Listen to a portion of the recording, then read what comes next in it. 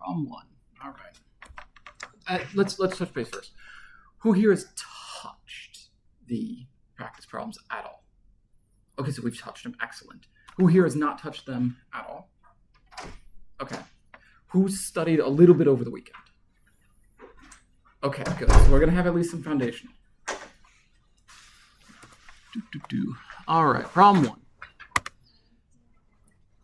What are we thinking for problem number 1? We've got a circuit, we've got capacitors, and we basically just have to break it down into equivalent capacitance. Questions on how to approach that, or is A solid for everybody? Yes. Since there's different like dielectric materials and then some of them have vacuums, are you still able to like simplify it by combining it down based on the rules from parallel series? Yes, you absolutely can, because the capacitance of your capacitor is just a number, and how they add in series or parallel is always going to remain the same. You just have to make sure that the capacitance you use is not like C naught, it's the one modified by the dielectric constant, that C equals Kc. Yep. So part A is just adding them together using kappa Ks for each one. Is everybody okay on that one? 1A. Okay. B tougher?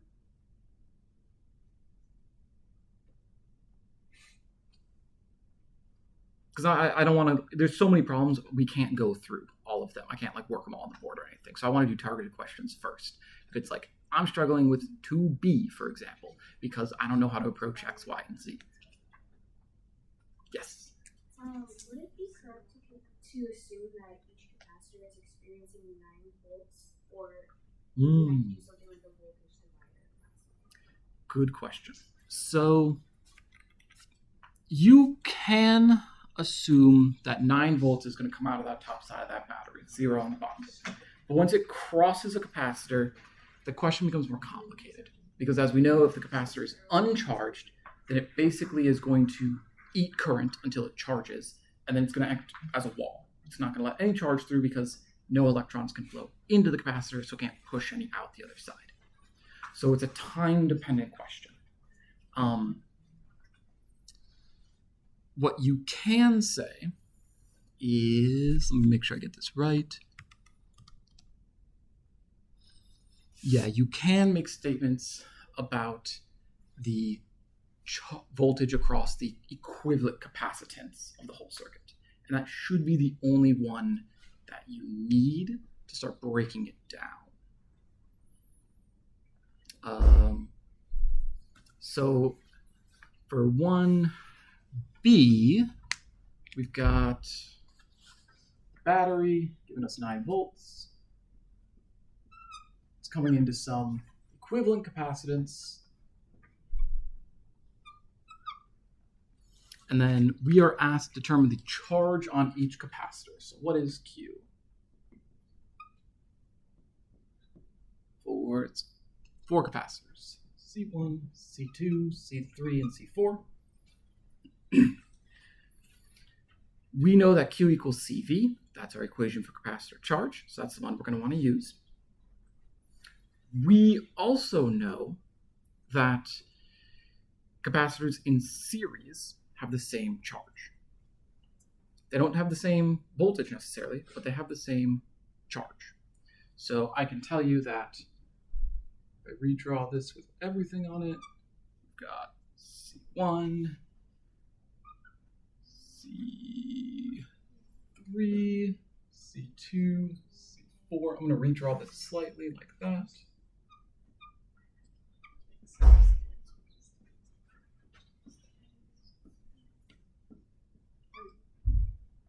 So we know that C1 and C2 are in series, so they share the same charge. So C1, charge 1, is going to equal charge 2, because they're in series. We also know that in series with 1 and 2 is going to be this combo 3-4. Yeah. Wouldn't C1 and C2 be in parallel? So if this is our start point and end point, Parallel would imply that there is a choice for the current to flow between one or the other. I argue all the current must flow out of this wire into C1, then all of it will reconvene here and flow into C2. Because all goes into both, they're in series. So I can also say that this equals charge 3, 4, because these two are in series with this. I'm going to say combined capacitor. And I know that Q equals CV. I know that my voltage is going to be definitely 9 volts because I can't just divide these across. So that goes to your question of, is it 9 volts across each? It's a time-dependent question, but if we're just giving a snapshot in time, yeah. We're just going to assume that these are all uncharged, and so it's going to be the full 9 volts dropping across. So what we can do is Q1 equals 2Q equals Q23, which is going to be, let's see here. Yep, that's going to be C equivalent, 9 volts. So this is Q of the charge. Yep. Good. Series. And we know that the total charge, all of these guys, yep. Why is 3 and 4 together on like in series on that, but on here it's on the top part of the wire? All I've done is just move this guy physically along the wire. That's all. You are absolutely welcome to redraw the circuit as long as you don't cross components across each other or move them across junctions. So for me personally, it's a little more visible for me to see that these are in parallel. They are physically left and right of each other. But you can always use the reasoning version, which is current splitting, or is it going through each one 100%, one after the other? Yeah. So then even though that like on the diagram here, it's not direct, like C3 isn't directly across from C4, it's still considered to be in parallel with each other? Yes. These guys are in parallel with each other because current comes into here, and then it must choose one of the two branches, but then it recombines afterwards. So it's not like really about where they are on the wire, it's about where they are after the junctions. Correct. It's in reference to junctions and each other that really matters. It can be difficult when we're first learning circuits to have the confidence to move components around. So don't worry if you don't want to do that. You can always rely on the does current split and then come back together. That must be in parallel. Other questions on setting up the circuit like this? Okay, so we know that the charge of the equivalent capacitor, Q 1, 2, 3, 4, is going to equal the equivalent capacitance times the voltage across everything. We know that this is in series with that, which is in series with that, so they all have the same charge. But we also know that we could represent this as the equivalent. So the charge of these must also be the same as this equivalent charge. So this also equals Q equivalent.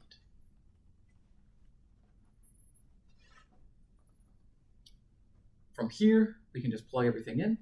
We want to find charge of each capacitor. They're all the same for here, so Q equivalent is what we can use. And we're going to multiply by our 9 volts, and I think we're going to get 86 microcoulombs, a number. You'll get some number for your Q.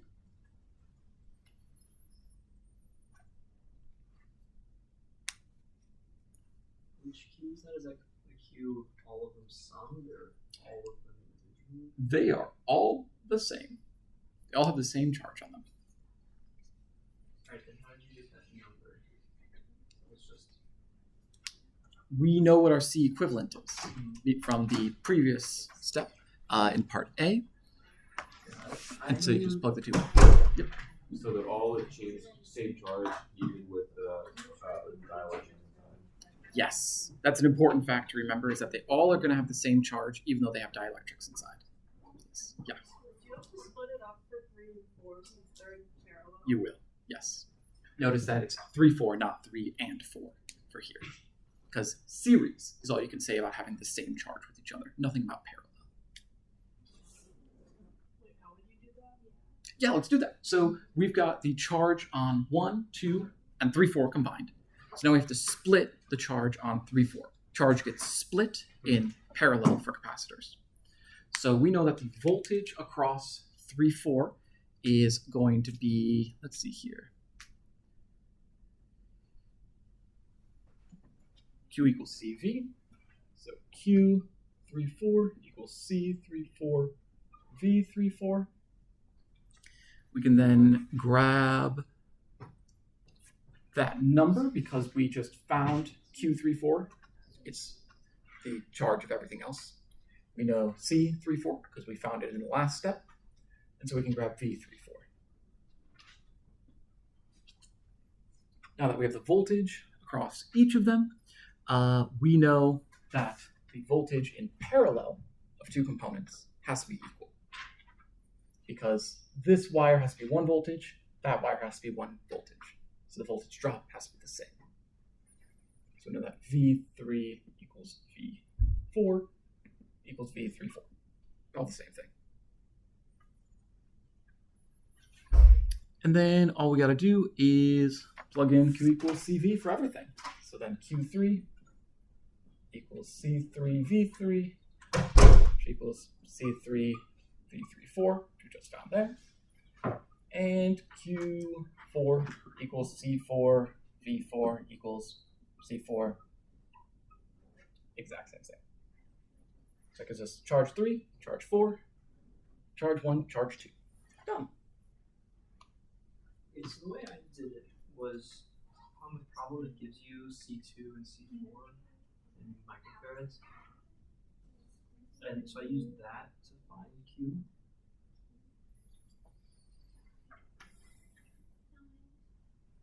So it only gave you C2 and C4. But because they're all equivalent, it's weird.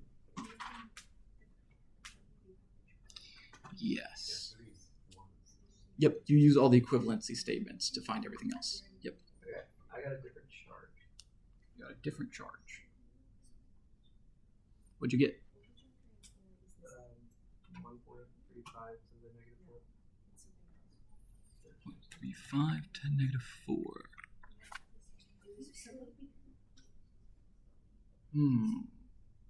So why does that not work?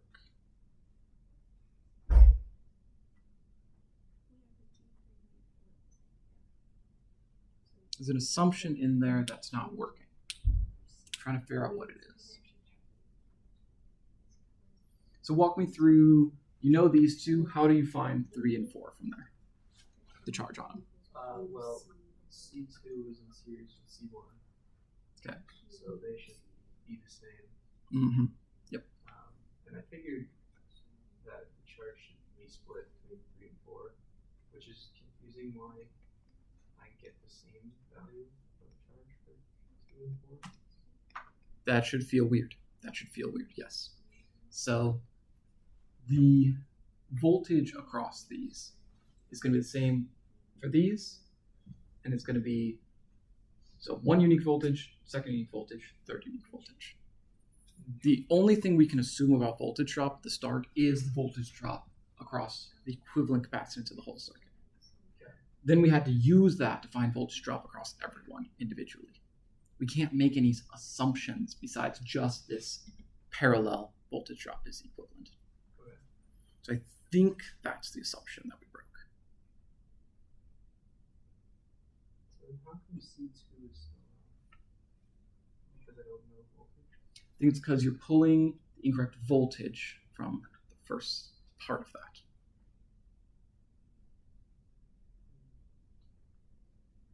Work it again and see if you get the same answer doing the 2 different methods.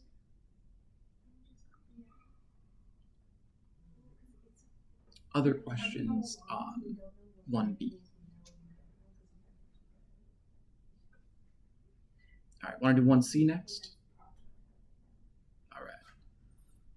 So 1C, we want to find the energy stored in each capacitor. we've got a nice little energy equation. It's that U equals Q over 2C, I want to say. Q squared over 2C. Who's got the equation sheet on hand? Equals 1/2 QV. 1/2 QV. Perfect. U equals 1/2 QV. Excellent. And we know that Q equals CV. So what we have is a bunch of Q's. So we'd like to make this into a bunch of Q's. So we're just going to replace our V with U equals 1/2 Q times Q over C. We have a bunch of Q's, and we know what our C is. Plug in C 1, 2, 3, 4 for each of those, and you'll get U 1, 2, 3, 4. And that's because we don't like that voltage. The voltage we can't trust for each individual one, because it's hard to determine what that is. You could go through and manually find it for each and every one of these, and then plug that in as well. You'd get the same answer. Yeah. I thought we determined that, like, for this snapshot we took, that all the voltage is going to be 9 across all capacitors. I'm wrong about that. I'm blanking on why that assumption does not work. But it doesn't, because this shows that we have different voltages across different capacitors. Yeah, that's my bad.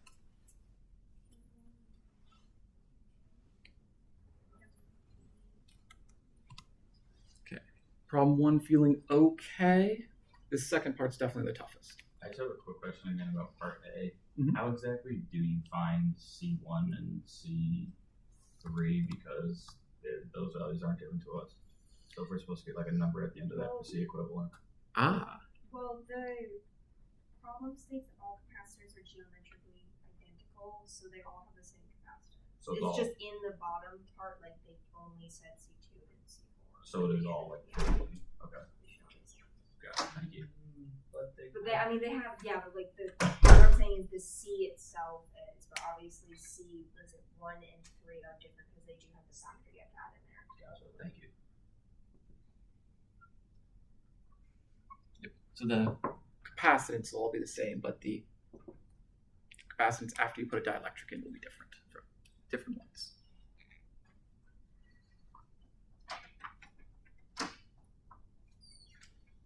All right, move on to another problem.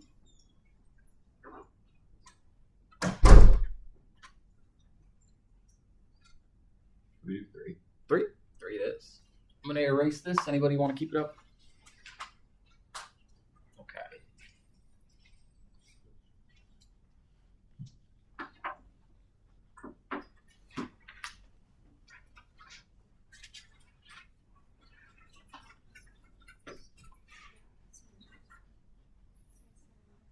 All right, problem number 3. Let's make sure we're still recording. Looks like it. Okay. 3. So we need total current. So what's going to be our general approach? Since that's for total current. Do we like try to collapse it all into one? Exactly. We're going to collapse it all onto 1. Just V equals IR, that bugger. So let's practice redrawing the circuit so that we don't have any diagonal wires. We hate diagonal wires. They're evil. So we've got our battery coming up into R1, R2, down to here. And then we've got R3, 4, 5. 3, R4, and R5. There we go. Okay. I hate this. This is ugly. Yeah. So why can't they be diagonal? You can do it, but if you ever look at an electrical engineering diagram and they draw a diagonal line, their boss probably never looked at it before they shipped it out. It is generally bad form. You're going to learn something maybe different in electrical engineering courses, but it's not clear at first glance what's going on, who's in series, who's in parallel. So we have to just sit down and analyze. So we know R1 is going to be in series with all this gobbledygook. Okay, that's not super helpful. We can definitely sort of see R2 seems to be in parallel with R4. R3 we're going to have to think about. It looks like 4 and 5 are in series. So we can collapse that. So we're going to collapse this into R4, 5. Okay.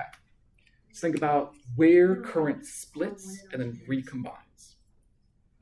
So if I am here, I go over this way, I split into R3 and R4, 5, and I recombine here. So this, all the current that goes in here leaves here. Therefore, R3 and R4, 5 are in parallel with each other. So we can collapse that. So R4, 5 equal to R4 plus R5 because they're in series. 3 and 4, 5 are in parallel. So R3, 4, 5 is going to equal 1 over R3 plus 1 over R4, 5. Now our circuit looks like R1 into R2, and this is R3, 4, 5.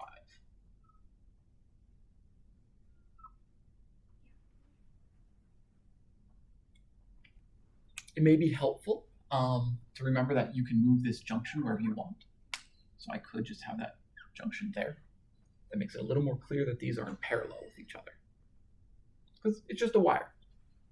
It's all going to be the same voltage going into it as long as I don't remove any junctions from it. Does it not matter that all three of them hit the same junction? We should be careful when we think about Kirchhoff's laws later. Yeah, because like this is really one junction. Yeah, so we'd want to make sure we think about going in versus going out of the junction area. From here, this is a circuit we've seen a few times. We got some 2 parallels and a series with that. So we can stitch R2, 3, 4, 5. It's 1 over R2 plus 1 over R3, 4, 5. And then R all equals R1 plus R2, 3, 4, 5. Oh boy, that's going to be just horrible. You can write out the whole thing if you wanted, or just do it piecemeal like this and build it part by part in your calculator. Probably if I was on the exam, I'd do it part by part, unless they ask me for the expression, in which case, start plugging. Questions on how to break this down into parallel and series pieces? Yes? Could you briefly explain those bottom 2 equations? One of them is 1 over, the other one's not over. So at the start here, we've got 4 and 5 were in series with each other. So you add them just linearly like regular addition. But for parallel, like for example, these two, you add them as inverses. 1 over R equivalent equals 1 over R1 plus 1 over R2. So I have to add them inversely, like so. So it's just because these are in series, these aren't parallel. Remembering that's the opposite for capacitors. Okay. That gives us an equivalent resistance. Plug it into V equals IR. Done. I would definitely expect an exam problem that looks like gross circuit, find equivalent capacitance or resistance. Maybe both. It's absolutely fine for practice. I used to just draw bad circuits and then disentangle them. Do 2 or 3 of those and you're your own worst enemy. You'll figure it out pretty quick where you're strong and weak on that. Yes? How would you find the potential drop across R2? Potential drop across R2 specifically. Yeah, that's part B, isn't it? Okay, so we need potential drop across R2. So we're going to use V equals IR, which means we're going to need I. So we need to think about where I is going, equivalent resistances, et cetera, et cetera, et cetera. So let's do it. We know that the voltage drop across R2 has to be the same as the voltage drop across R3, 4, 5, because they're in parallel with each other. That wire is at 1 voltage, then they go to another voltage at the bottom. So, as long as I can find either V2, either I2 or I345. Oh, no, excuse me. That's a bad way to explain that. We're going to say that V2 equals V345 because they're in parallel. Great. We're going to say that equals the current going through that branch times the resistance, 345. This current, I can pick and choose who I want. If I'm looking at the right side, it'll be 345, I345. Left side, be R2, and I'll use I2. I think, do we have the resistances of all of them? We do, good. So what we can do is, I think we're given a current at the start of the problem. No, just the total current. All right, let's do it then. So we know the total current coming out of our system, which was, what's that number? No one's got it yet? That's fine. Okay, so we've got some I circuit from the last problem, part A. I'm going to do V equals IR across the first one to find voltage drop to start. What's our starting voltage? 9 volts. 9. Okay, so we do 9 volts equals I all, which is I circuit, changing notation, I know it's bad, times R equivalent. R1 is what I'm going to use. We actually don't know what that is, my bad. That's V1. We just found this in part A, so we can plug that in and get our V1. We've got our V1 from answer of part A, our known resistance. We can then look and say, okay, whatever voltage is left, we have to use all of it across the second drop, because we have to end up at 0 at the bottom of it. So then 9 volts, oh my God, we're already dying, minus V1 has to equal V, I'm going to call it V2.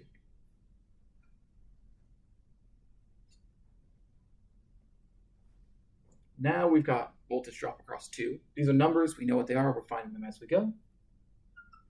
Then we plug that over here. We know V2. We know R345. Boom, we can find the current. We only have to find voltage drop. That's what the question was asking. You win. Okay. Yippee! And if they wanted you to find voltage drop or current anywhere in the circuit, you would just break it down in the same way. You'd say, okay, I drop a certain amount of voltage here. I know how much that is. And then I either divide current or I divide voltage, and you do the proportional reasoning again.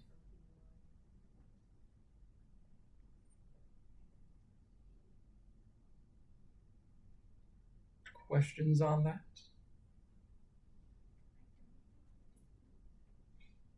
So is voltage drop just like the voltage at, say, whatever resistor you're looking at?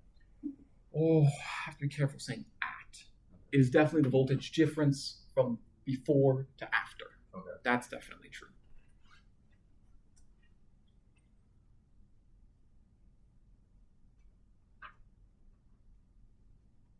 Okay, I think that was only A and B for problem 3. Other problems on people's mind.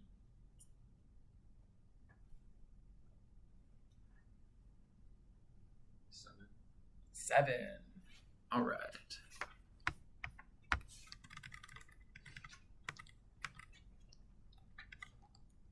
Moving charge. Okay, sure. Am I okay to erase this? All right.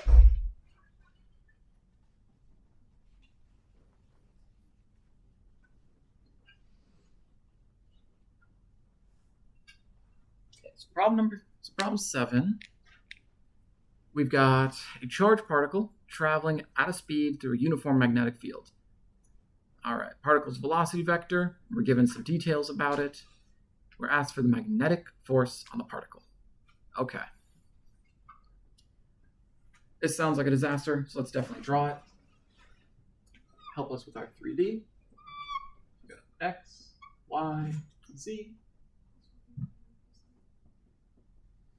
So we've got a magnetic field of 1.3 Tesla in the I hat direction. So we've got B is 1.3 Tesla. I don't like I hat. I'm going to use X hat. Choose your poison. And we've got particles velocity, 37-degree angle with the y-axis. Positive y-axis? Negative Y. Yeah, it looks like... Oh, ew! What? Oh, they rotated their axes like that? Ooh. Okay, fine. I'll play that game. We're doing X that way, Y this way, and Z that way. Or did they misdraw it? It won't matter at the end of the day. Wait, is 37-degree angle with the y-axis as shown. Oh, I'm silly. It's because the 37 degrees looks like it's coming out of the page. That's the problem.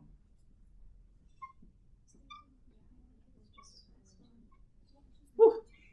Thank heavens. Okay, that makes our life easier. Great. So then let's just write down our velocity in terms of components right away.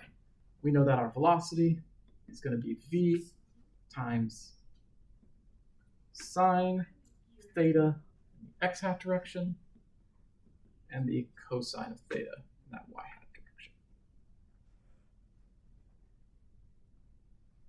So we need to find strength of magnetic field. What is the equation we're going to use?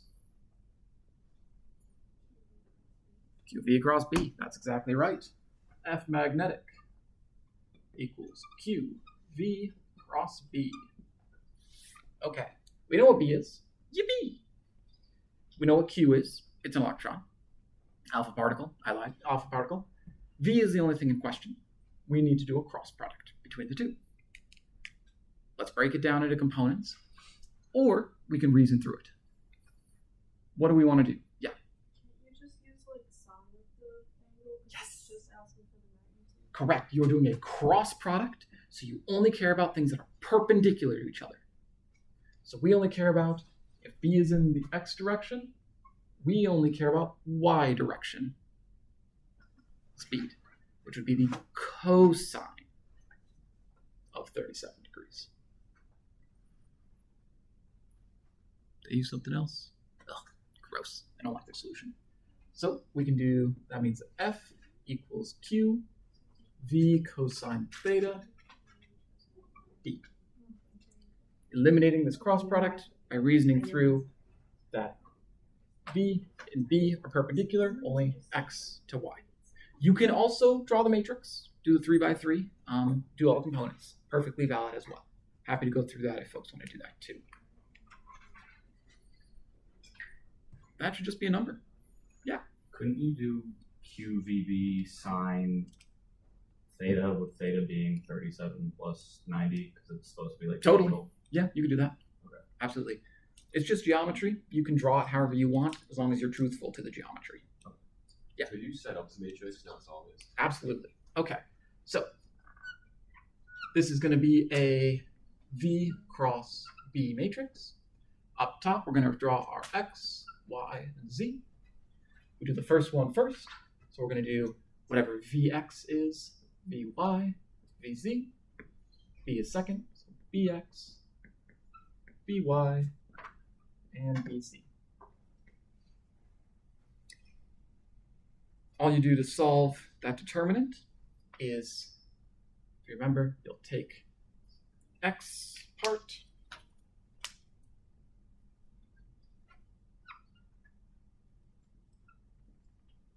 then you'll do this guy minus that guy.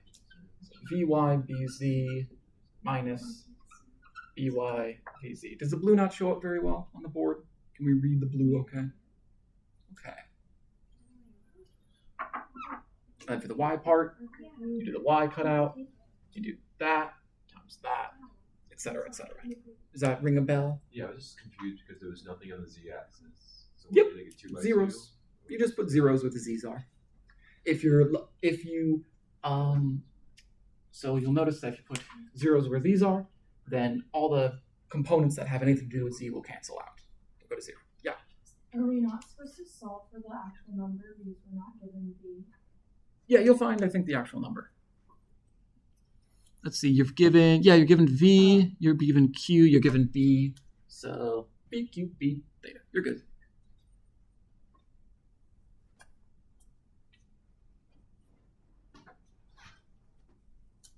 I think you end up with a force that's 10 to the minus 12 newtons. Should be small. Yeah. If you wanted to use sine in that cross product, Sure. what angle would you have to use? So if you want to use sine, sine is going to grab you the opposite length. So this angle will not work because it'll be along the x. So you would need to use either this angle, so you grab that part, or you could use that angle. I'd probably use this one. Wait, why are we using one over the other? Sine versus cosine?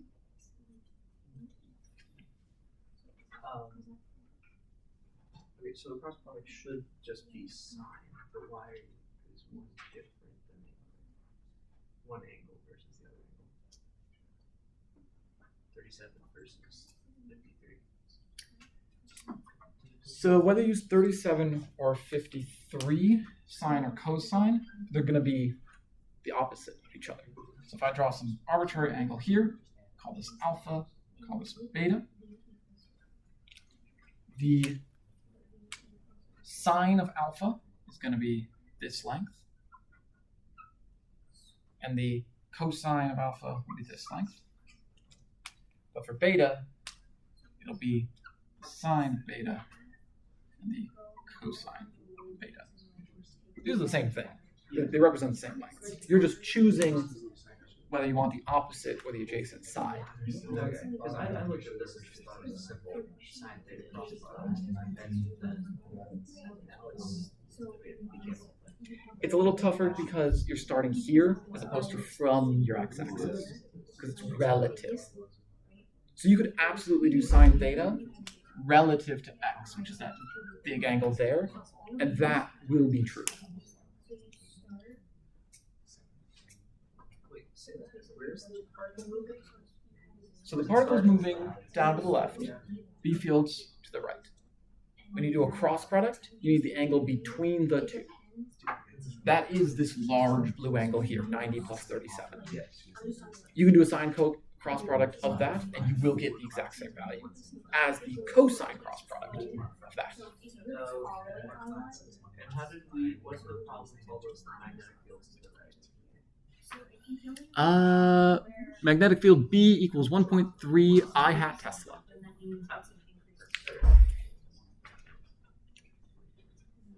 All right. Well, that's it for problem 7. Okay.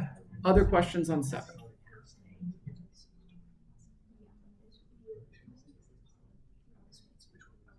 Cool.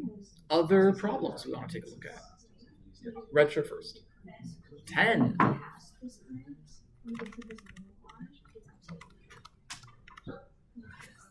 Square. Oh, it's a motor. We're making a motor. Okay. Okay to erase this? Okay.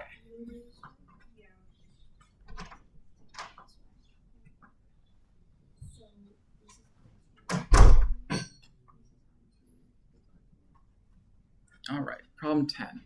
Did you get a start on it, or you just want to get started on it? Okay, so how are we going to approach? We've got a square loop.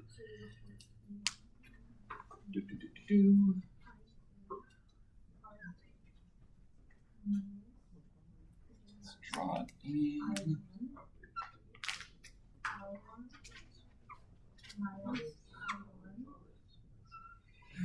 Okay, square loop. We've got a whole bunch of numbers for it, but we need to find what value of theta makes the torque on the loop equal 0. Okay, we're asked for torque. We know that torque is going to be F cross length.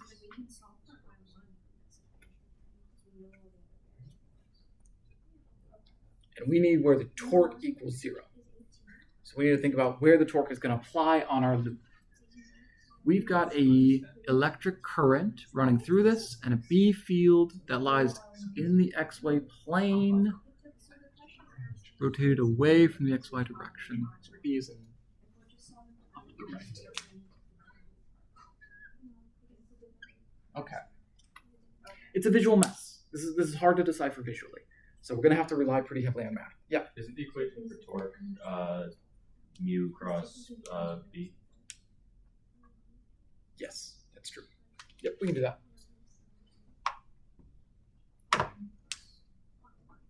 Definitely going to be better for us to start from the equations on the equation sheet. So what we need to do is consider the mu and the b. First thing I'm going to do is I'm going to say, well, I know that b is in this direction, and I know that my mu is going to be up. So I need the angle from here to b, which is theta, as drawn. So there's my sine cross product. This is going to equal mu b sine theta. If I want that to be 0, b has some value that's not changing. There's no current in here in any way.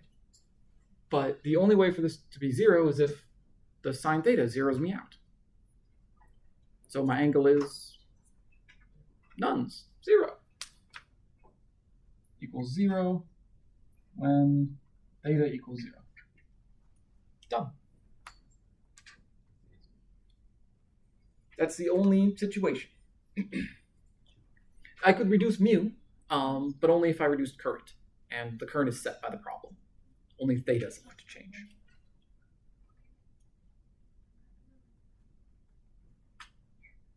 Questions on that step? Okay. Part B, we're given some theta and we're asked how much torque. Okay, sure. Let's go back to exact same equation. We've got a theta now. We're given b in the problem. We just need to find mu. Mu for a loop of wire is what? Can I go back to A? Sure, back to A. It said that theta is rotated away from the y-axis. Correct. So wouldn't it shouldn't be theta equals 90 for a torque of 0, where it goes? So when we're thinking about the mu direction, mu is going to follow our right-hand rule of the current going around the loop. So the current going around this loop points up along what I'm going to call the y-axis. When we do the cross product, we care about the angle between the two things. So between mu and b. So we care about the angle from the mu vector on y to b, which is this theta that I've drawn here.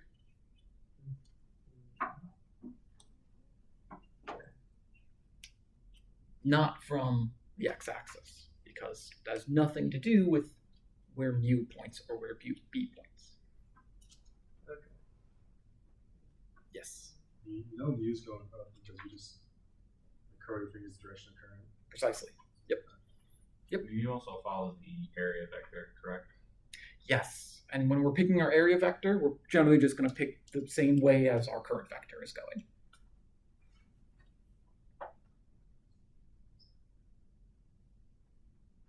Cool. Other questions for part A? All right, part B. We're just jumping back here. We know B.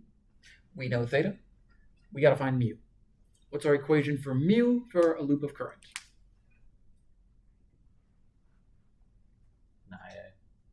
NIA, correct. Double check this makes sense. Magnetic moment is the number of turns, the current flowing through it, the area of the loop. Yeah, that sounds like a loop thing going on. N is going to be, it's 1. It's just one loop. 1.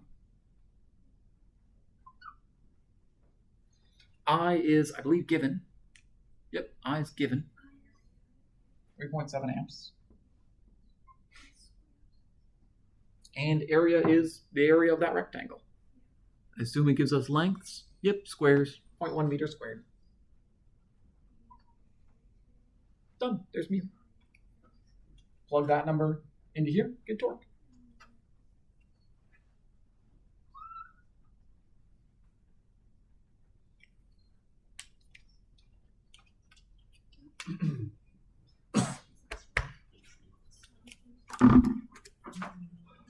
Any questions on how to approach that? Because it looked like it was going to be super gross, but it was just two equations. Yeah. Did the units be amp meters squared, or is that? Units for mu would be amp meter squared. I believe you crunch that down, converts to something else, but you could leave it as amp meter squared. That's fine. Because let's see, it's amp meter squared. This is in Tesla. We have to get to newtons. So we're going to have to cancel some meters in a couple of seconds somewhere to get there. Okay.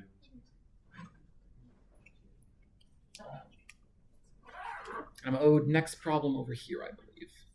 For problem 4, could you just set up the Four. KDL? Yeah. That's where the real body of the problem is. Yeah. Okay. Am I okay to erase this? All right.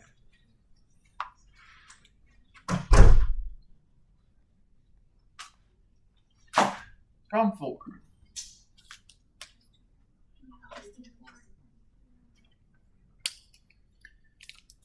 No easy way around it. I'm just going to have to draw it.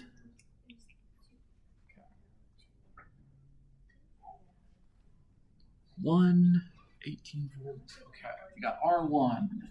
We got epsilon 1. We got R1?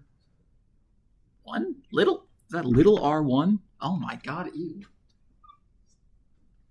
Little R1 into junction. Big R2. Little R2? There's committing crimes today. Okay. Epsilon 2.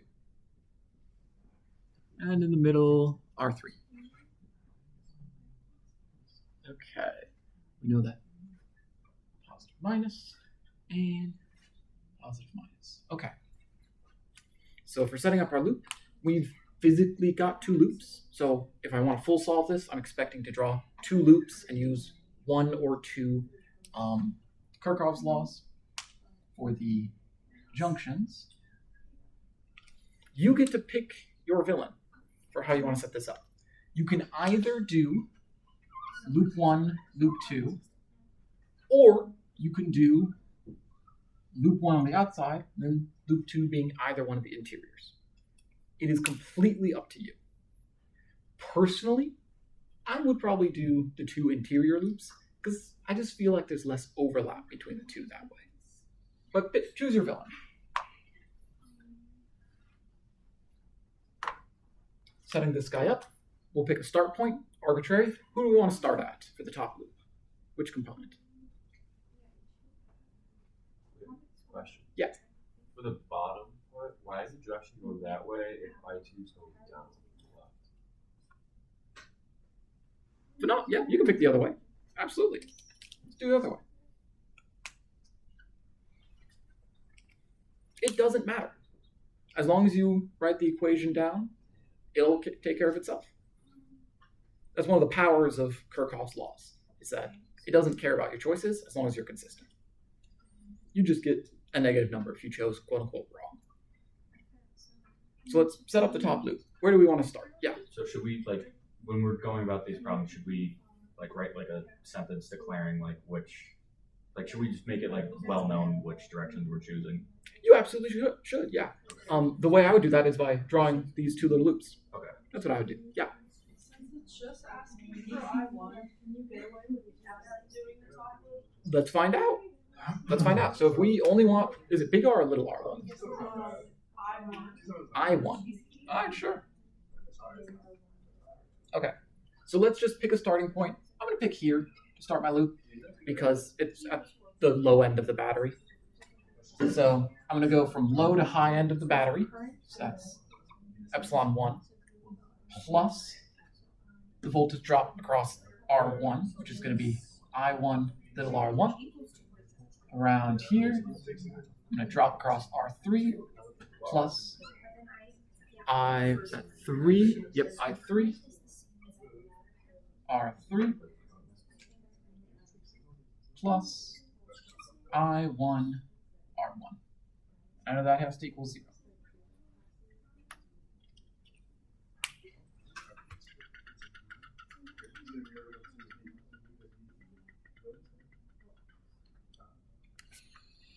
I think in your lecture notes, they actually do this as a minus. Yeah, shouldn't like the battery be like usually different sign from the rest of the terms? Yes. Yep. This is definitely the better shorthand way for you to do it. Just you add the battery, you subtract everything that eats the voltage. And so if like the battery was negative, it would be okay if all the other terms were positive? Exactly. Yep. That's the sanity check to make sure that, hey, I should get anything that adds on one side, anything that subtracts on the other side. So here, if we have all the pieces we need, we just need I1. It's there and there, so group it. I1 times negative R1 minus big R1 plus epsilon 1 minus I3 R3 equals 0. Let's see, do we have all of that junk? If so, plug it and chug it. You're done. If not, do the other loop, systems of equations.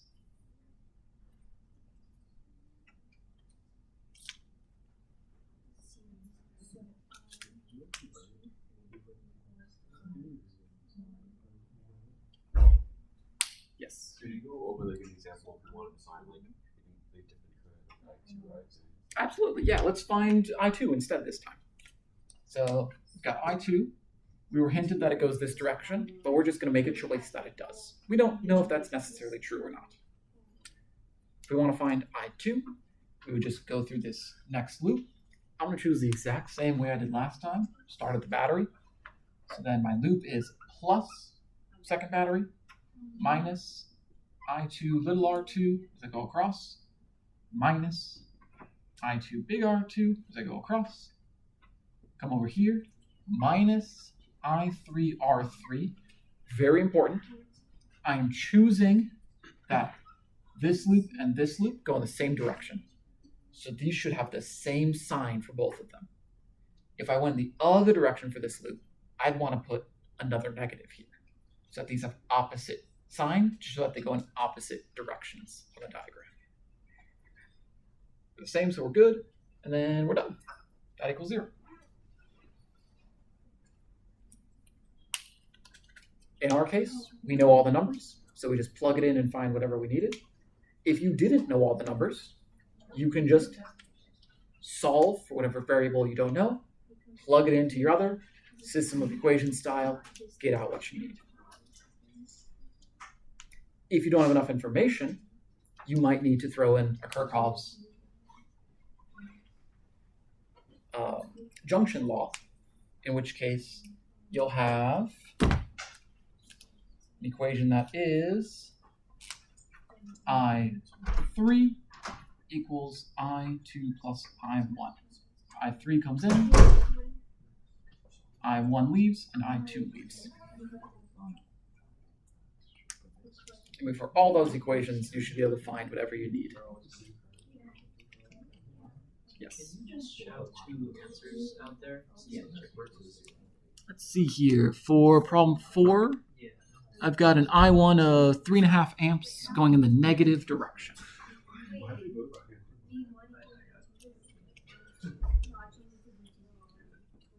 Does it have 2 in there? Is that A 2? No, I said I don't see a 2 anywhere in there. I said like 7.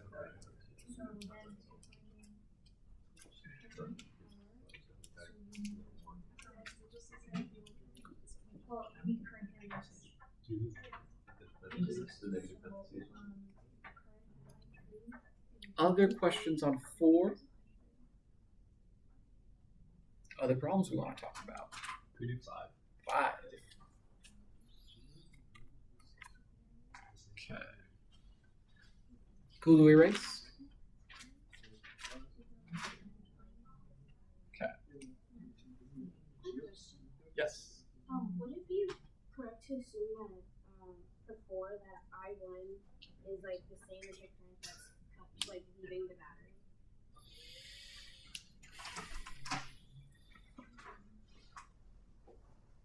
By definition, I1 must be the same current that is leaving epsilon 1. It has to be. They share the same wire. So an electron in has to come out. I would caution you against using V equals IR from that reasoning right away, because you have basically 3 currents going in the system. You could try it, though. I think if you're really careful, it would work.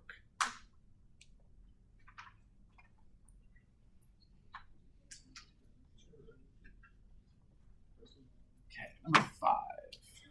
Brenda, how are we doing on time? You got like 3 minutes. Phenomenal. All right. What about 5's giving you trouble? Just how to start with it. Okay. So we've got a multiple batteries. We've got 2 loops together. This looks like a Kirchhoff type problem. Let's see if it is. Hey, look, it's Kirchhoff. This is a set it up and solve the systemic equation because we don't have the numbers like we did for the last problem. So let's draw our loops. We've got a circuit that looks like 10 volts down into point B, 10 ohms, 30 volts going up,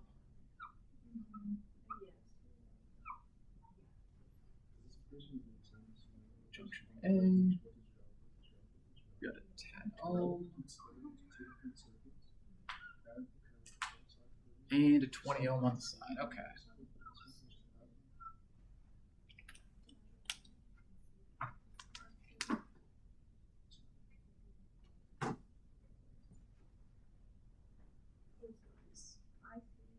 Okay. Let's draw some loops. I'm going to pick my first loop.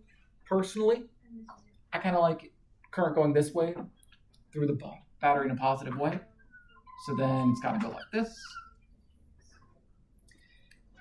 I'm going to be kind to myself. I'm going to say, let's do the same thing on this middle wire for the right half. So I'll pick going up here, down this way. My only really choice considerations here were I'd like these 2 to go in the same direction, so I don't have to worry about flipping a sign later. And I'd like my current to go always in the direction of increase in voltage. So I'm always going from negative to positive terminals on the batteries. You could pick something else. You'll be fine. We write down our voltage laws. So I'm going to start before the battery. And I'm going to get that 10 volts minus, well, we're going to need some labels, aren't we? Let's use I left.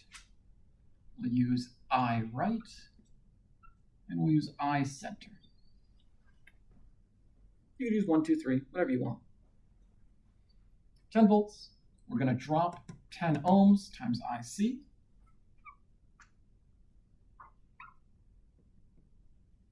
Then we're going to go up another 30 volts. Then we're going to drop 10 ohms times I left.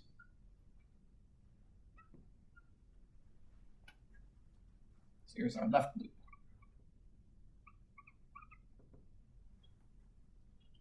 Up for each battery, down for each resistor.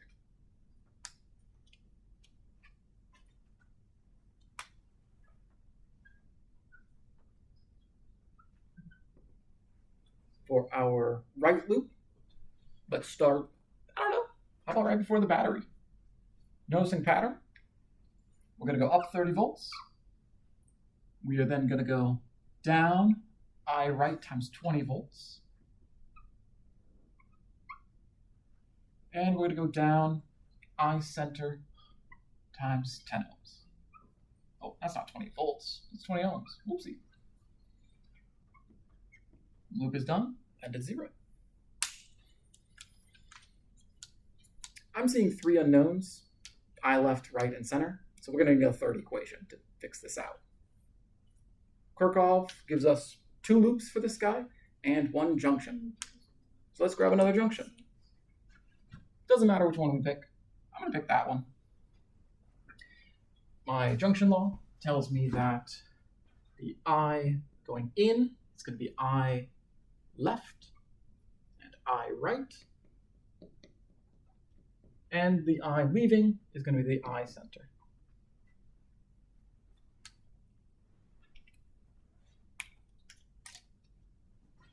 System of equations. Pick your target, start crunching it down. I don't know if y'all learned the matrix version of doing these. That's how I would do it. Otherwise, move everything over to solve for a single variable, plug it into the other, rinse and repeat until you have them all. What I want to emphasize is the process, though, of pick 2 loops arbitrarily, then just go around adding batteries and subtracting components. Do that for every loop you could possibly draw. If you're not sure if you did enough loops, do another one. Run one around the outside too. It's repetitive information. You get nothing from it, but you lose nothing from it either. And any of those 2 equations will work together. Questions on approach for this problem?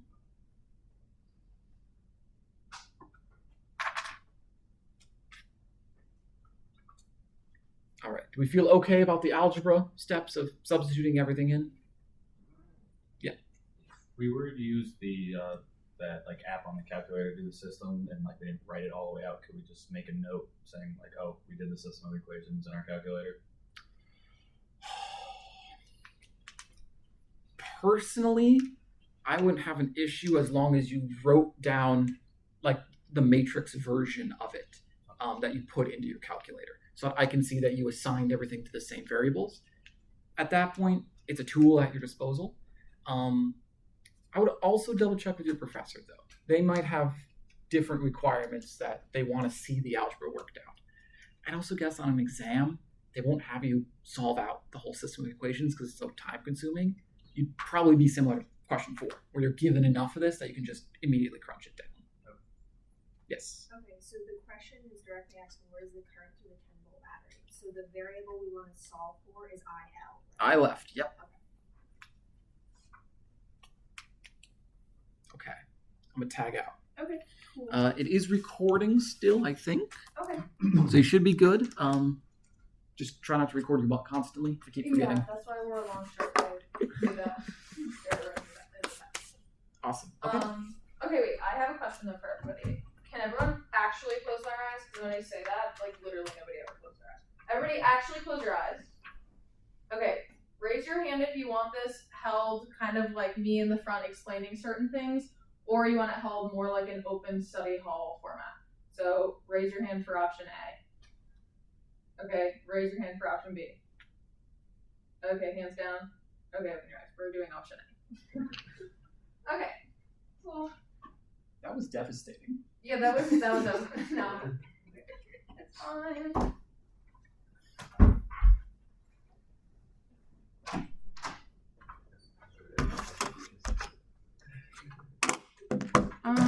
Okay, so how's it been going? Good? What did you say? I heard something. No, I just thought it better, honestly. Oh. I just don't want to No, I know. This is always a rough exam. I'm actually pretty sure I did so poorly the first time I took this exam in my undergrad. But hopefully that doesn't reflect poorly on me as a TA. Let's hope. Yeah. Okay. Is this typically the hardest exam? Yeah, well, the problem is, like, you do circuits, and then you, like, if you go on... Well, I don't know about the engineers, but I, like, did circuits and then literally never used them ever again my whole life. So they're kind of just, like, an erroneous, like, portion of the class, but it's fine. Okay. So what do we want to work on? Could we keep going with problem 5? Yeah, sure. So he wrote everything out, right? I don't actually know if in the answer key they call it I left and whatever, so let me just check. It's called like I1, I2, I think. Yeah, but I don't know. Like, it doesn't specify which one is 1, 2, or 3. Oh, yes, it does. They call it 1, 2, or 3. So just for my own brain, left is 1, 2 is center. So this is 2. This is 1. And then right is 3. Left is 1. Okay. And then this is the same thing as I1 plus I3 equals I2. Solving set of equations. Okay. So it looks like they chose to solve for I3 and solve for I2 and then plug into this equation. So they took this one and solved for they took this one and solved for I3 and then this one solved for I2. And then I'm assuming you're given I1. Are you given I1? No, that's what we're searching for. Yeah. Okay, beautiful. Okay, so let's do this one first. So I'm solving for I3 in this one. So I get I3 times 20 equals 0 equals I1 times 10 minus 30. So I'm adding this over to this side, subtracting this over to this side, well on my way to isolating I3, and then I'm dividing both sides by 20 to solve for I3.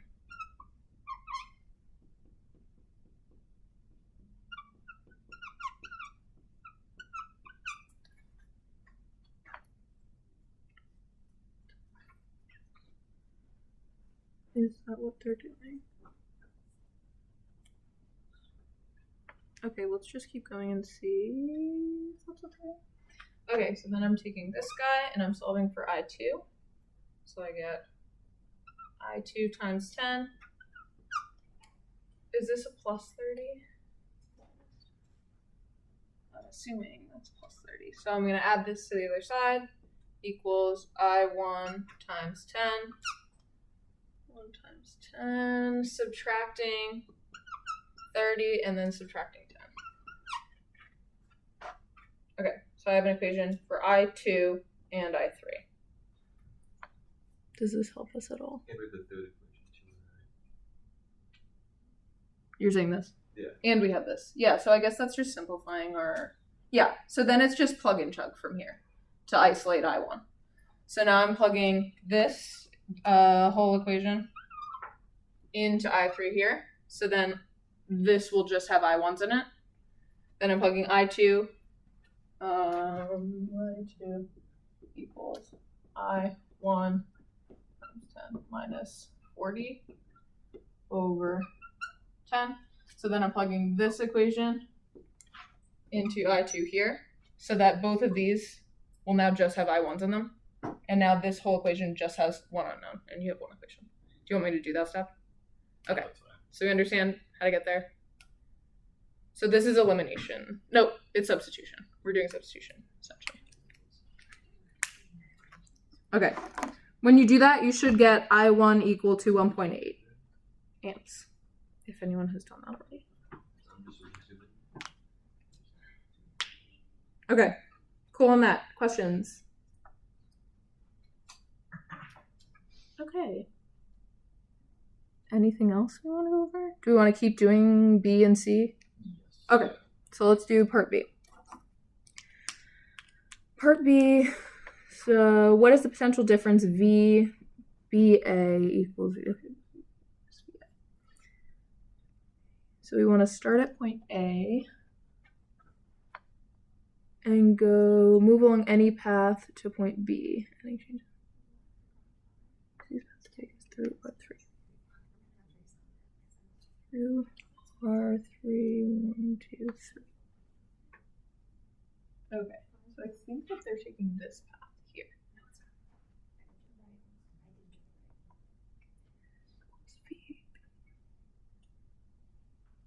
Let me make sure. A minus 3. A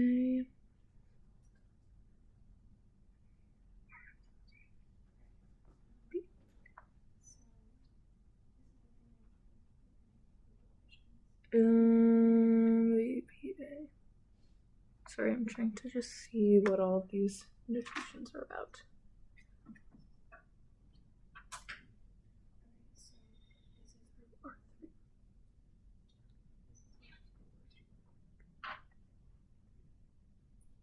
Okay.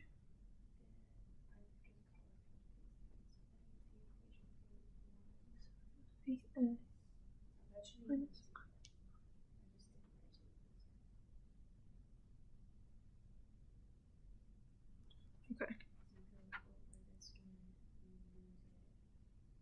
VB. Okay, so it looks like they're doing for part B. So what is the potential difference? It says VBA, which is VB minus VA. So this is your final position, and this is your initial position. So that's an important notation to be aware of. This is potential difference, and remember from like physics 1, when you're taking like change in something, it's final minus initial. That is going to be what helps you pick your starting point versus your ending point, right? So technically our starting point is A, our ending point is B. Okay, so it says we start at point A and move along any path to point B, adding changes in potential we encounter along the way. So it's kind of the same situation as this, except now instead of voltages, we're doing like potential differences or potential drops, which is kind of the same thing. So we start out with some voltage at point A. So if I rearrange this to, let's see, what did they do? They started out at point A. So they said you have some voltage at point A here. Then you drop voltage across this 20 ohm resistor. So minus I3. I'm going to call that R3. Does it call it R3? No, but we're going to call it R3. And that's literally the only thing that happens if this is our path going from point A to point B. That's the only obstacle in my way. So whatever voltage I start with, I have to subtract this voltage drop across this resistor will equal whatever voltage I end with. Equals VB. Okay. So then it's asking for this VBA, right? So essentially I'm just reconstructing this right-hand side of this equation to equal VBA, right? So I want to end up with VB minus VA. So how do I do that? I subtract VA over to this side. So I get negative I3 R3 equals VB minus VA. So these sides are now equal to each other. Do you see that? So what? Yep. Why is VB not just 10? VA is just 30. Why is VB not just 10? From the battery, you're saying? Mm-hmm. Well, let's plug in and see.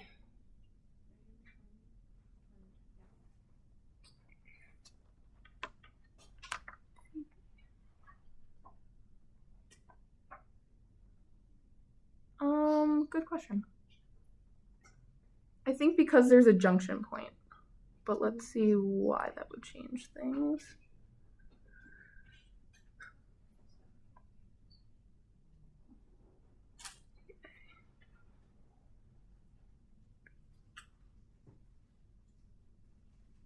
And what did you think VB was? 30? VA. So you said VA you thought was 10 and VB you thought was... VA is just 30. It's just from the positive terminal of the battery. It's just like a wire. It's like no component and no voltage drops in it. Right, but we have two voltage sources leading to point A. I thought the 10 volt is going down. Either way, these are all linked together, all of these wires. So they're not acting independently from one another. Does that make sense? So we can't make the assertion right away that, oh, this wire leads to point A, so it must just have 30 volts of battery, right? That would really simplify this problem.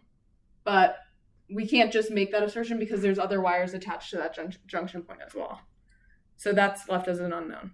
Does that make sense? So if it was just like one singular loop, then we could just assume Yes. that it's the same. Yes, because then there's nothing else that could be contributing to the voltage at that point. So that means that's why we're doing this. These are both unknowns, but we have a nice equation that says, okay, whatever you get on this side has to equal this difference. So now we can just say this side matches this side, thus this side has to match this side. So VBA has to be equal to negative I3R3. And I believe we have both I3 and R3. Right? Or we could certainly solve for them now. Does that make sense? You should get negative 8 volts when you do it. Has anyone done it? Okay. Are you given I3?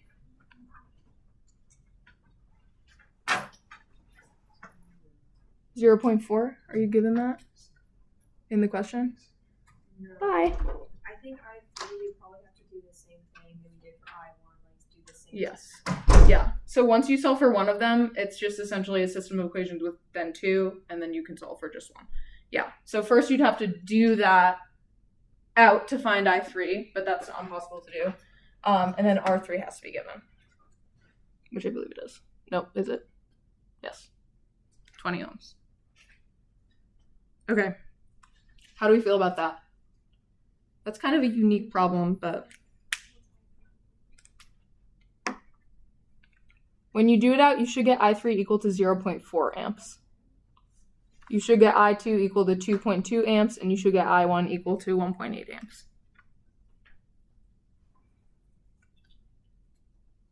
Cool. Questions?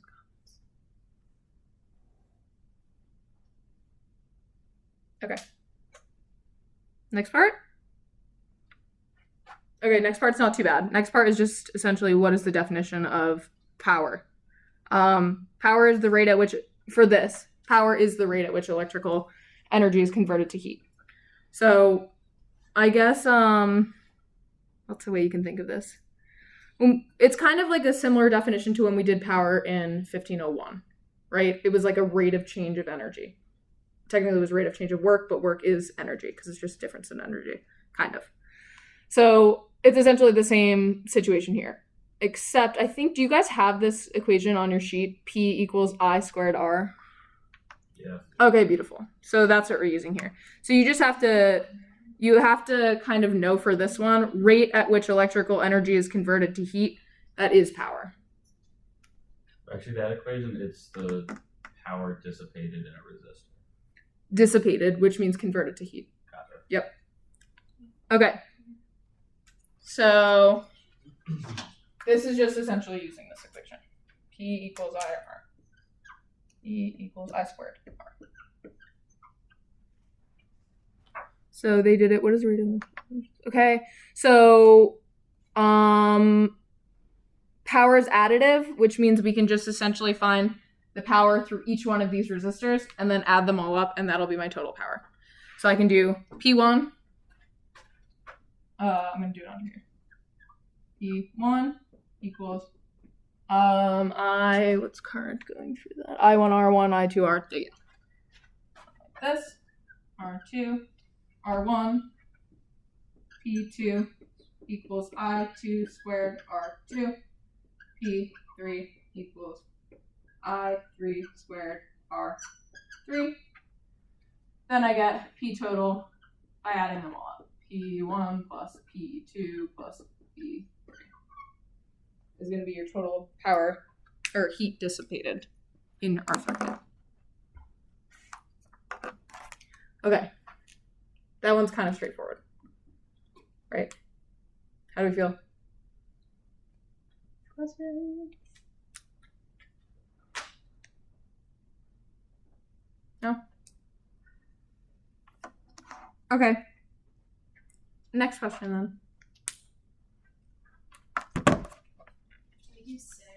Sure.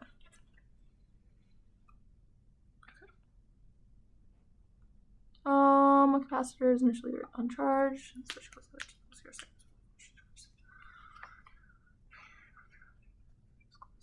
Okay. Oh, this is kind of like similar to a tutorial problem that we did. Can I erase this? Yes. Okay.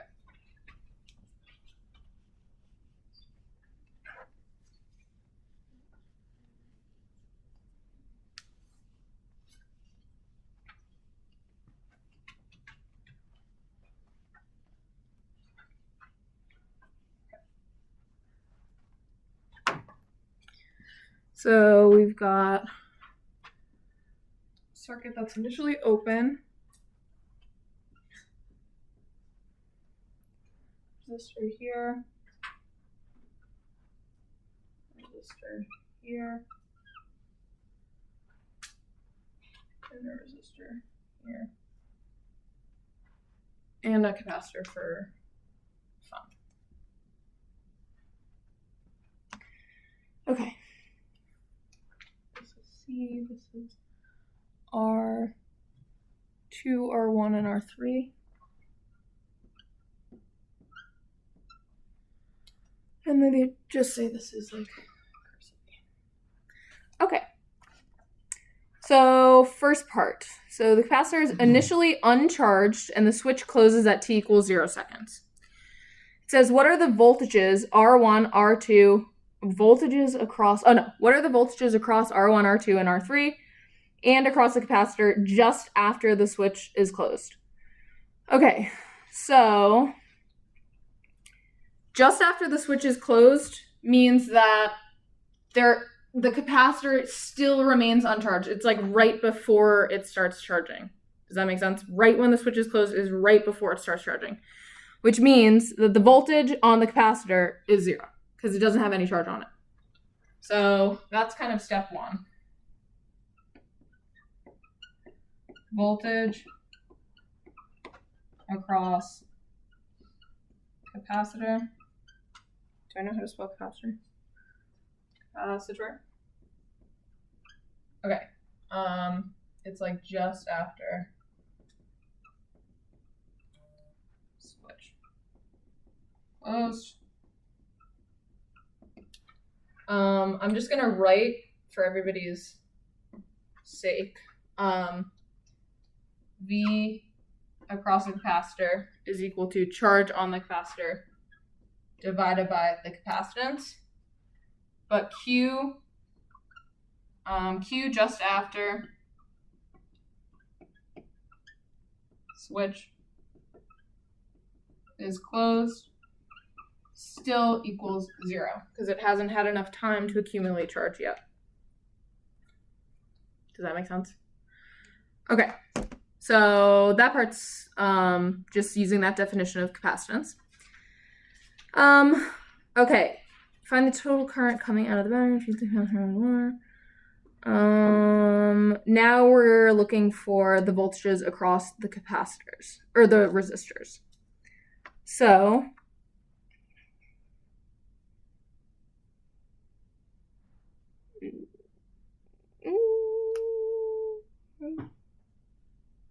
okay.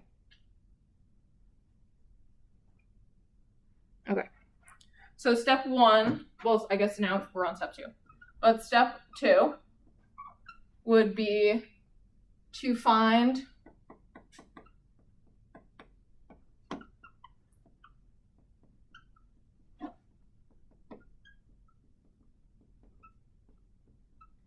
the equivalent resistance of our circuit.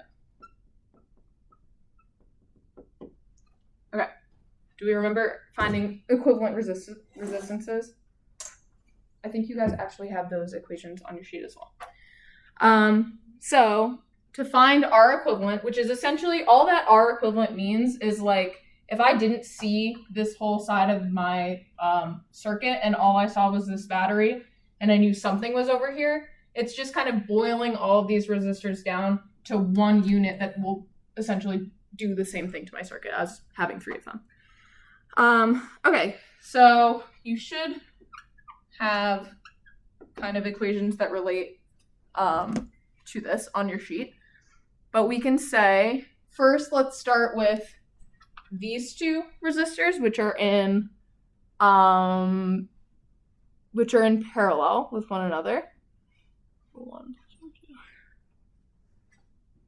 And you should see, so if we boil down R1 and 2, I think it's this, right? For resistors in parallel, could someone, yes, right? It's that. Okay, yes, to the -1. Okay, so if once you get your formula sheet back, they just take this and they use the common denominator to simplify it. So don't freak out when you see something that looks like this.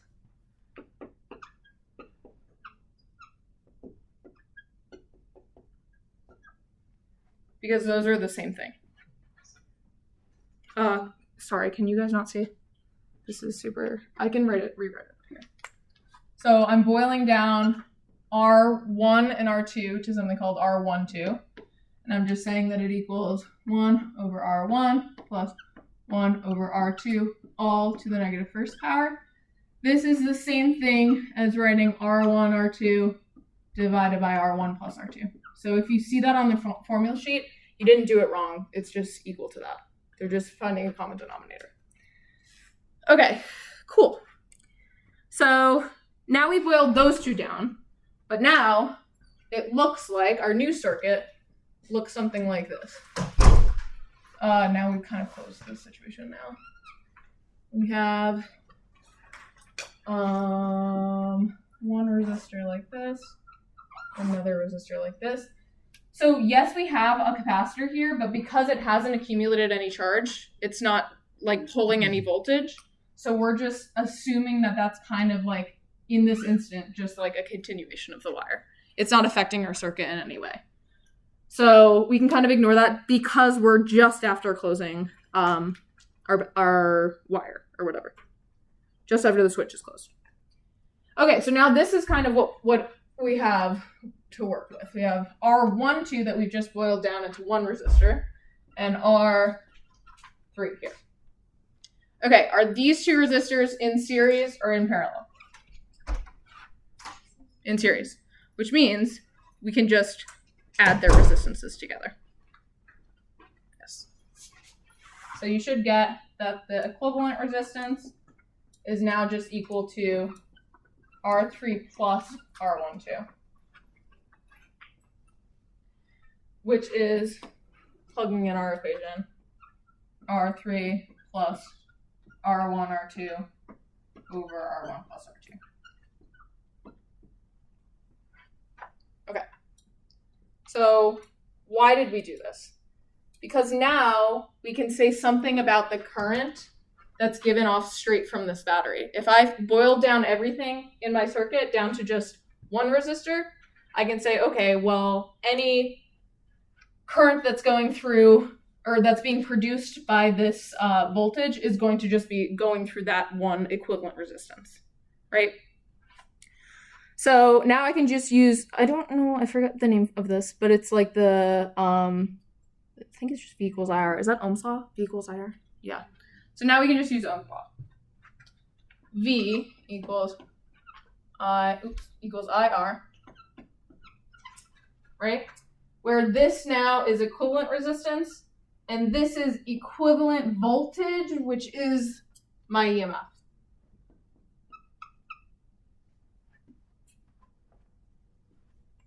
Does that make sense? Okay. So then I'm just plugging in, I believe. We're given R1, R2, and R3. So this is literally just plug and chug to find the current I that is going through our circuit. Does that make sense? When you do that, you should find that I is 55 milliamps.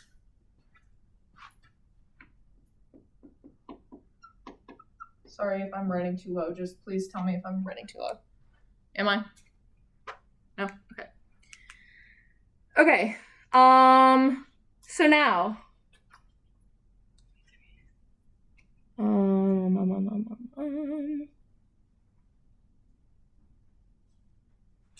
Okay.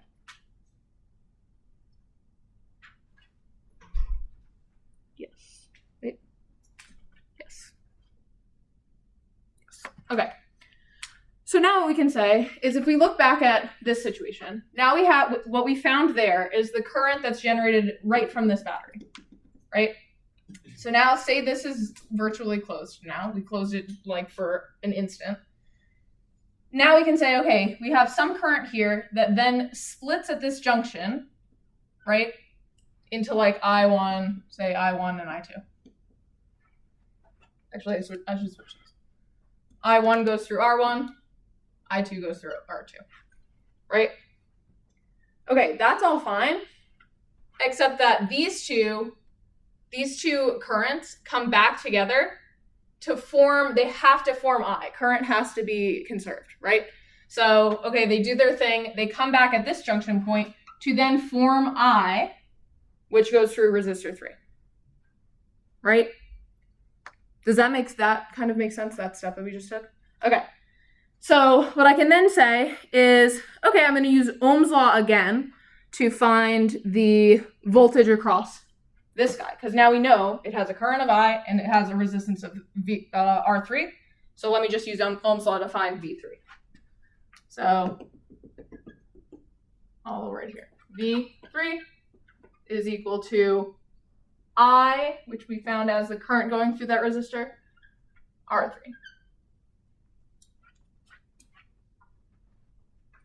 Okay.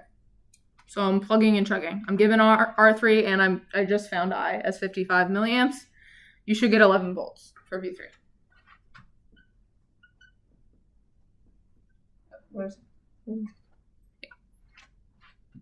I'm just gonna write here, plug in known values.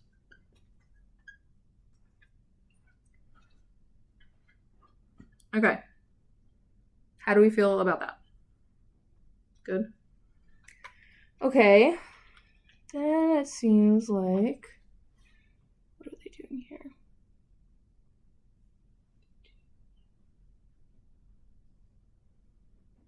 Then they say V1 equals E minus V3.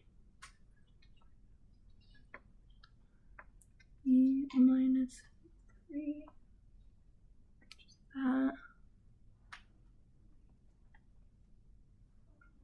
Which is the voltage through this one. Oh, okay. Yes. So we know that the current going through two resistors in parallel is the same, but the voltage is different, right? Nope. Opposite. The voltage is the same going through two resistors in parallel, but the current is different. Is that what I said? Okay, that's correct. I'm going to write that down. Okay, that's so important for this exam. Voltage going through through resistors, I'll just write, in parallel is the same.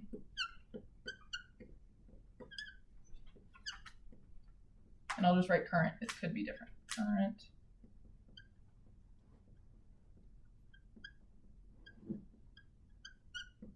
Okay, if you take anything out of this review session, let it be that. Cool. And this is kind of like the mirror law of current going through resistors in series.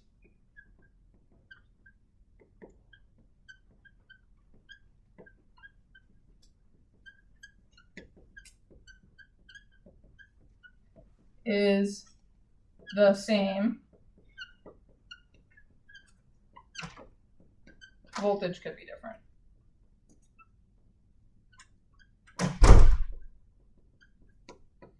Okay. That's super, super important. Okay, so what they do is they say that, let's see, V1, the total voltage, okay. Wait. They say this. They say V1 equals E minus V3. Why do they say that? Okay. That's essentially the same thing as saying you could have written V2 instead of V1 there because we know it's the same voltage going through them, right? So this could be your equation, or technically this could also be your equation, minus V3. So it just means that your voltage is now spread out between this parallel kind of situation and this resistor in series. This voltage is V1 or V2, they're the same value. And this voltage is V3, and due to conservation of voltage, right, we're not losing voltage in this particular case, it has to equal the voltage of the battery. So that's what's happening here. But I don't know why they picked V1 over V2, but it doesn't really matter. Could you write it as V12? Yes, that would also be the same voltage, yes. Yep. Okay. Then it's plug and chug there, I believe, and you should get 7 volts for V1, which is also V2.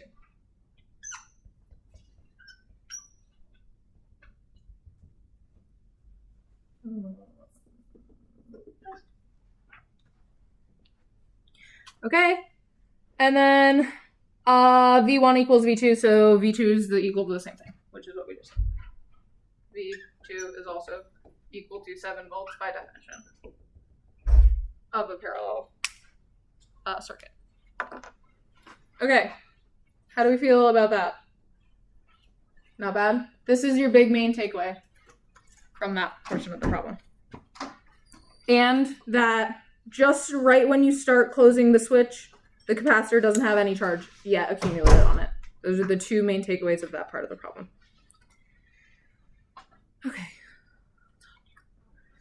Do we want to keep going? Yes. Okay. After the switch is closed, how long does it take for the charge on the capacitor to reach 90% of its maximum value? Oh, okay.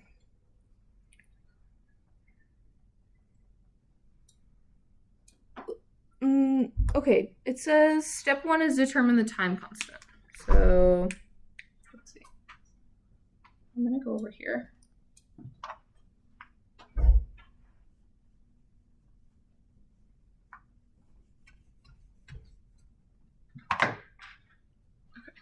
So we are, how long does it take for the charge on the capacitor to reach 90%? Okay, so part B, how long to charge capacitor to 90%?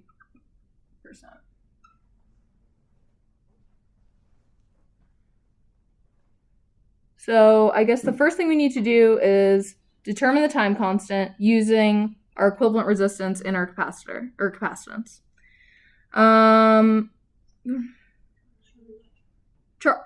Wait, capacitance. Okay. Oh, okay. Determine the equivalent resistance by shorting matter. Hang on. Okay, so we already have an equation for our equivalent resistance. So once you do this out, you should get 886 ohms. You're given all of the resistances already at the start of the problem, so that's just plugging in. Okay. And then from there, do you have this equation on your equation sheet also? Tau equals R equivalent times C? Okay, beautiful. Okay, so we're using that equation. Tau equals R equivalent times C.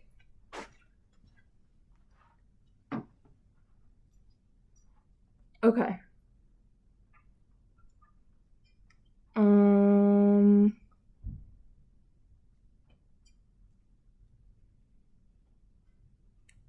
Can I see one of your equation sheets? I'm actually so confused on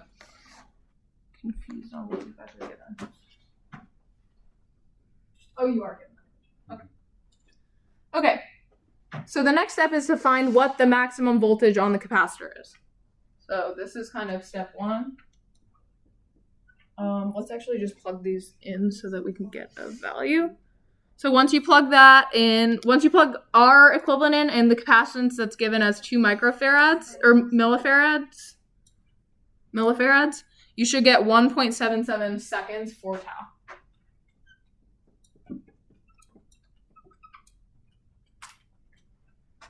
Okay. Does that make sense to everybody? How we found that?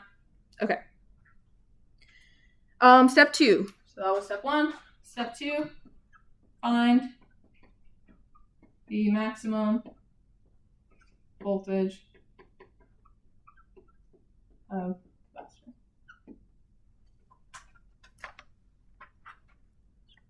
Okay, you're given an equation, I believe, for that. Yes.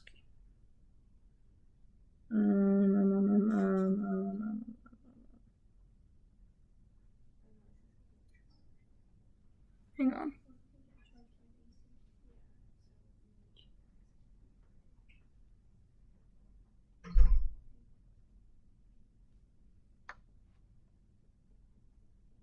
Oh.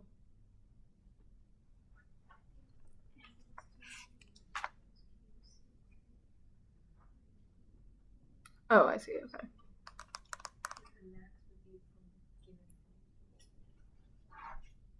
Okay, so you're given this equation. Q T equals Q max times 1 minus e to the negative t over tau.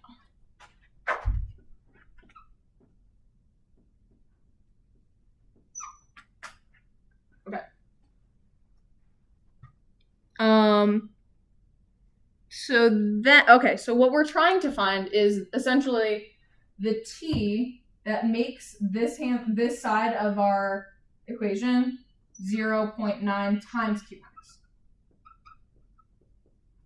90% of the maximum charge. Does that make sense? So I'm going to plug that in for this value. This value at the correct time t that we're solving for is equal to 90% of the max, which is 0.9 times the max charge. How does that sound? So you can just set 0.9 equal to 1 minus e to the negative t over tau. Yes. Yep. These Q maxes will cancel out. 1 minus e t over tau. So I literally get 0.9, like you said, 1 minus e to the negative t over tau. And then we're plugging in. How do we feel about that? This step, I think this step confuses people, right? I think that's like where we could go wrong here. So I like to think, even though this kind of looks confusing, like Q as a function of t kind of looks like something more than a number, it's not. This is literally just a number that represents Q at this time t. So that number is going to be the total, but 90% of it, which is the same thing as saying multiply by total by 0.9, taking 90% of the total. Cool? Yeah. This is going to go way back, but I cannot seem to calculate our equivalent. Okay, I here. just can't get 886. Ooh, that's important. Can somebody else try to calculate that? I don't have a graphing calculator on me. You plugged in 150 for R1, 800 for R2, and 200 for R3? Okay, so let's have somebody check that. It might be... Yeah, I got 326. They might have made a mistake on the answer key. Okay, let me write that down.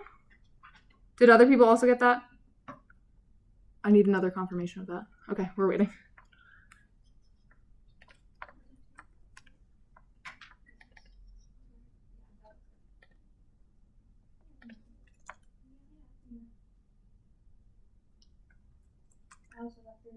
Okay, so the answer was wrong. Thank you. I will send an email about that. Answer for question 6 on 10 point. Yes. They're posting the answer key for the exam. Oh yes, they'll have it posted. Answer for question 6 on 10.2 should be, what was it, 300 and something? Yeah, so looks like you're just 326. Oh. Okay, thank you so much. Okay, but the logic still stands. We're just plugging now in a different value at this step. Do you get 1.77 seconds for tau, or does that also change? Well, it should change. Unless they just wrote only one of them wrong. So I just okay. So these are just representative numbers that could have happened, right? The process is the exact same process, just with different numbers. I'm also writing that tau is wrong.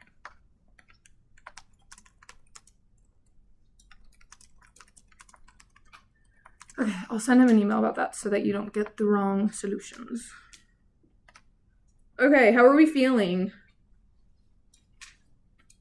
Decent? Just so we can really make sure we know this stuff. From here, right? I'm gonna get essentially e to the negative t over tau equals 0.1, right? Yes. How do I then solve for t? What do I have to do? What operation do I have to do? Natural log, right? This is also a point where people are like, I don't know how the hell to do that. We need to inverse the operation of e to the something, which is taking the natural log of both sides. T over tau equals the natural log of 0.1. This, we plug into the calculator and we get a number. This becomes negative t over tau. And then I'm multiplying this side by a negative and multiplying it by the time constant, which is not that value, some other value, to find t. So this step is also important, just remembering how to do math. Okay, cool. Questions on that process? Okay.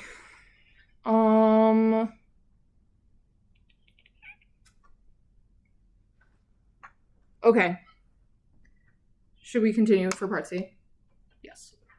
I'm gonna erase this and this. Okay, so take a picture. Does anyone need a picture? Yep.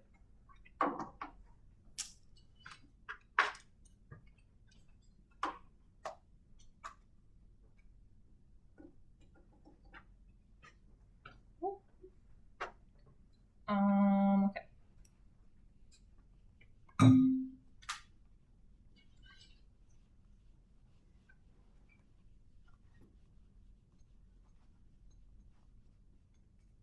Okay. So now it's saying after a very long time, what are the voltages across R1, R2, and R3, and across the capacitor? After a long time. Okay. So the first thing we're going to think of is, okay, after a long time, what happens to my capacitor?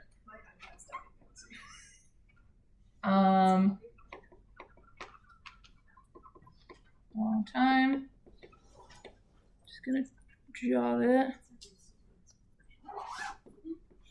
What are V1, V2, V3, and voltage across capacitor? Okay, so this should signal to you after a long time, should signal, oh, my capacitor is fully charged, right? So, after a long time, you should automatically think capacitor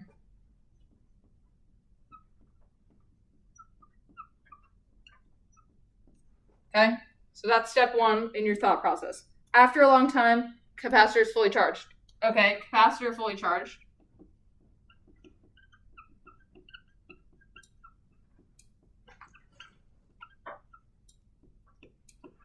Charged. What's my next thought in the step? Yep. I mean, it has the same voltage as the battery, or no? Am I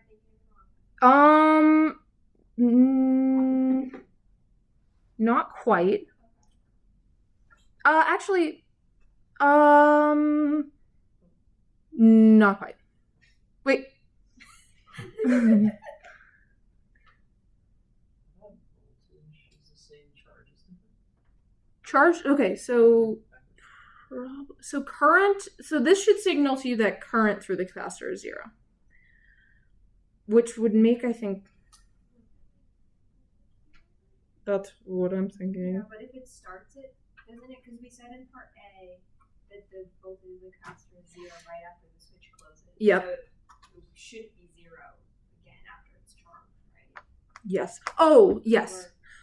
V equals IR is not for capacitors, and yes, it's for resistors. Yes. So V, what is it? V equals Q over C. Yeah.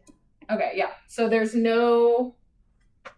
If my current is 0, it doesn't automatically make voltage 0 of a capacitor. Okay, yes, so we're on the right track. So the next step should be, and this is kind of something to just almost memorize maybe a little bit. Current is not, or current is 0 through capacitor. Okay, so there's your first thought process for part C. So what does that mean exactly? IC equals 0. Okay.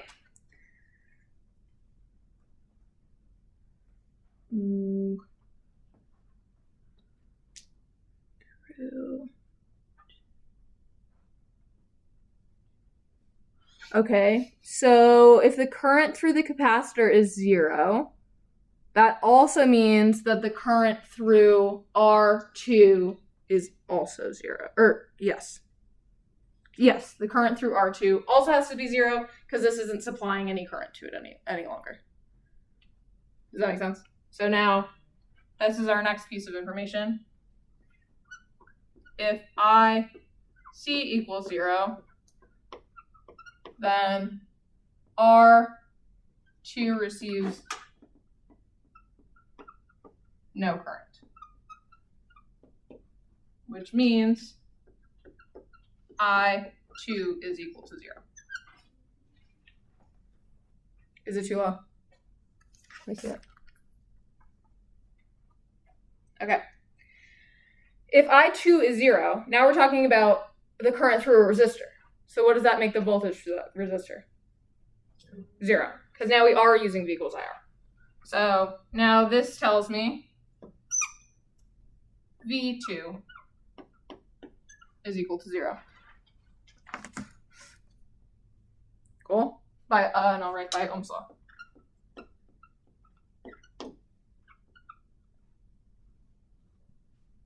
Okay. How are we feeling? Good? Okay. But we still need to find V1 and V3 because those aren't necessarily 0.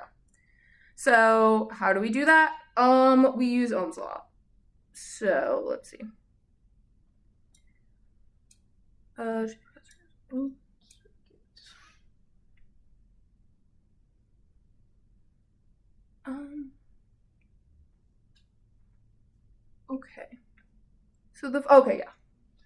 So the first thing that they do is they say, okay, well, if current isn't flowing through my capacitor, we can almost just think of this as my switch is now open, essentially, right? It's the same thing. So to find the total current coming out of the battery, we can just treat this capacitor as an open circuit. Okay. So then what we can say is, okay, any current supplied by my battery is then just it's making a complete loop and going through R3. Does that make sense to anybody? Does it make sense to me? Maybe. Would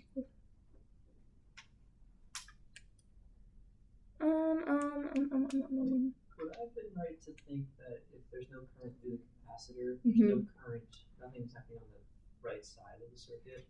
Yes, no voltage is being like is being taken by the right hand side of the. And then we can treat R1 and R3 as in series. Yes, that's totally what's happening. Then they would have the same current. Yes. Oh my god, you solved it. Yay. Okay, so what that means, I'm going to write it over here. So I'm going to take this. Okay, so what we just said is that because there's no current going through the capacitor, that means that there's no voltage occurring on this right-hand side of our circuit, which means we can essentially ignore this whole piece and just say, we have a new circuit, and this is our new circuit.